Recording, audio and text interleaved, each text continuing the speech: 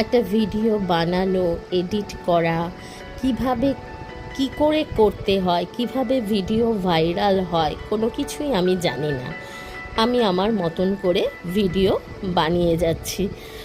জানি না কোনো দিনও ভাইরাল হতে পারবো কি না, তবে কিছু তো লাইক কমেন্টস আসে, ভিউজও অল্প স্বল্প হচ্ছে।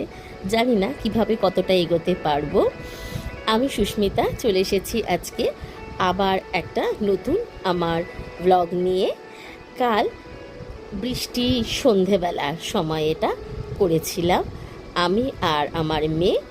বৃষ্টি হচ্ছিল, ভাবছিলাম মার বাড়িতে যাব কি না।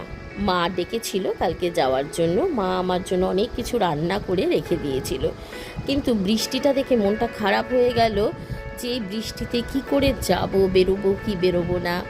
কিন্তু মা ডাকলে না গিয়ে পারি। বৃষ্টিটা যেই না একটু কমেছে, মা মেয়ে দুজনে মিলে বেরিয়ে পড়লাম। ঠিক চলে গেলাম মায়ের কাছে। আর মায়ের কাছে যাওয়া মানে মনের পছন্দ মতন সব জিনিস। আমার ফেভারিট মোগলাই পরোটা মা অর্ডার করে রেখেছিল, গিয়েই খেতে বসে পড়লাম। মা বলল তাড়াতাড়ি করে নিয়ে আবার বেরিয়ে যা, আবার কখন বৃষ্টিটা নামে তার তো ঠিক বোঝা যায় না।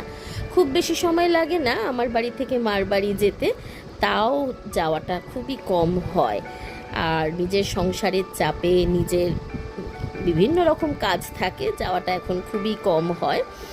তো যাই হোক, মার বাড়িতে আনন্দ করতে করতে চলে গেলাম, গল্প গুজব হাসি ঠাট্টা, আর একটা সুন্দর সময় মার সাথে, দিদির সাথে, পিসির সাথে, সবার সাথে কাটিয়ে বোচকা ভর্তি খাবার নিয়ে আবার টাটা বাই বাই করে ফেরার পথে।